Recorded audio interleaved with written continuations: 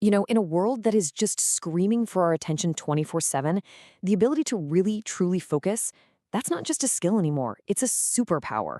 And for leaders like you, where clear, concentrated thinking is what drives everything, it's the whole game. So if you feel like you're in a constant battle for your own attention, this playbook is exactly what you need. So let's start with a really important question.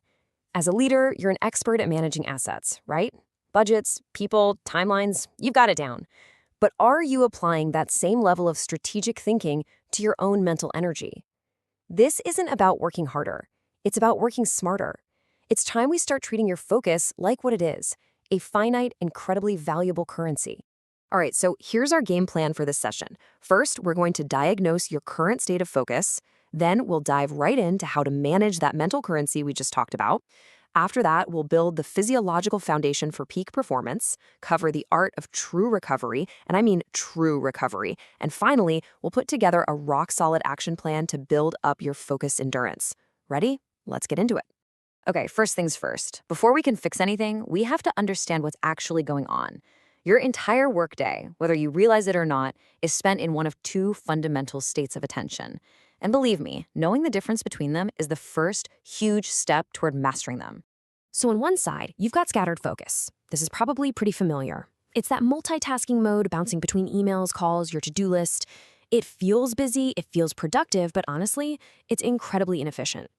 And then on the other side, you have directed focus. This is your superpower state. This is where your attention is like a laser, aimed at one single important task. This is where the magic happens. It's where high achievers live. So why is that scattered state so draining? Well, it all comes down to this hidden tax on your brain called context switching.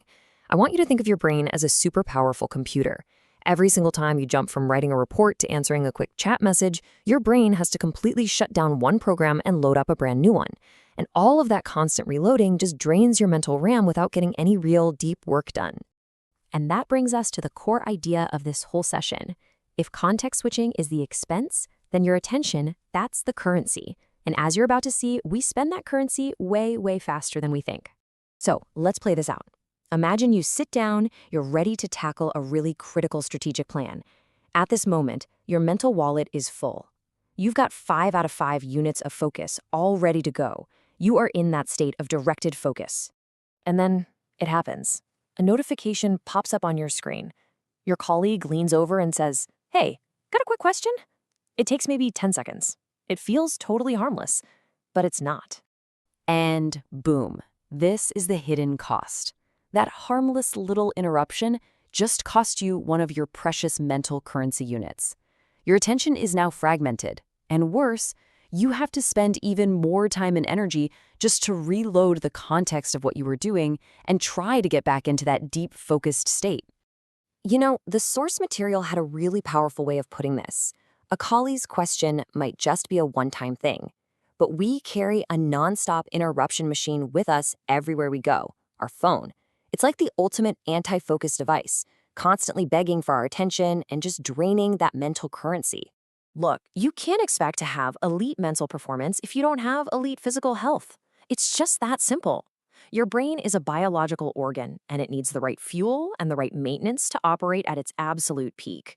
These 4 things right here, they're totally non-negotiable. Getting 7 to 9 hours of sleep isn't some luxury, it's absolutely essential for concentration. A short walk every day isn't just about fitness. It literally releases neurotransmitters that sharpen your thinking. And what you eat and drink, that directly fuels your brain. High-sugar snacks, they lead to brain fog. And even just mild dehydration can totally cripple your ability to think clearly. Now, even if you do everything right, your mental energy is going to get used up. That's why we take breaks. But here's the thing that most people get wrong. They take breaks that don't actually recharge their focus. We have to learn the art of real, genuine recovery. Okay, check this out. Taking a break by scrolling through social media or checking the news, that's like trying to recover between 2 intense sprints by doing a set of burpees. It's not rest. It's just a different kind of stimulation for your brain. Real recovery, the kind that actually recharges your focus battery, comes from non-stimulating stuff. A short walk, sitting quietly, maybe even just letting your mind get a little bored. That's how you actually unplug. All right, we've diagnosed the problem, we've laid the foundation, now it's time for the action plan.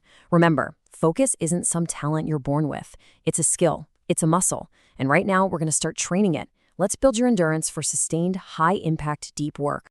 So we're going to adapt the classic Pomodoro technique specifically for a leadership role. You can forget those rigid 25-minute blocks.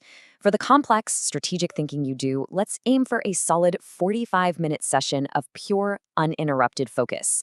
And then, and this is the most important part, you take a true 15-minute non-stimulating break. This cycle is what trains your brain for that rhythm of intense focus followed by real recovery. So here it is, your training plan, all broken down into a very manageable 30-day sprint. We're going to start small. In week 1, the only goal is to master 25-minute sessions without interruption. Then, each week, we just gradually increase the time. What's the goal? Well, by the end of the month, you'll have built the mental endurance to hold a full hour of deep, focused work on your most critical tasks. And of course, to make progress, you have to measure it. Think of this as your personal focus KPI dashboard. Every day, just track what you plan to do versus what you actually did. But even more important is logging the distractions. Was it an external thing, like a colleague, or internal, like the urge to check email? This data is gold. It's going to show you your patterns and tell you exactly where you need to build better defenses for your attention. Now, your most valuable asset in this entire fight is your morning, specifically about an hour after you wake up. Your brain is rested, your mental currency account is full. You have to protect this time like it's a vault. I mean it. Create a no notifications rule for yourself. Do not open your email. Use this golden hour to go after the single most important, brain-intensive task you have for the day. So let's make this real. Not next week, not next month, tomorrow. What is the one thing, the single most high-impact task or decision that would benefit the most from your complete, undivided, directed focus? I want you to decide what that is tonight and then give it your protected peak performance attention tomorrow morning.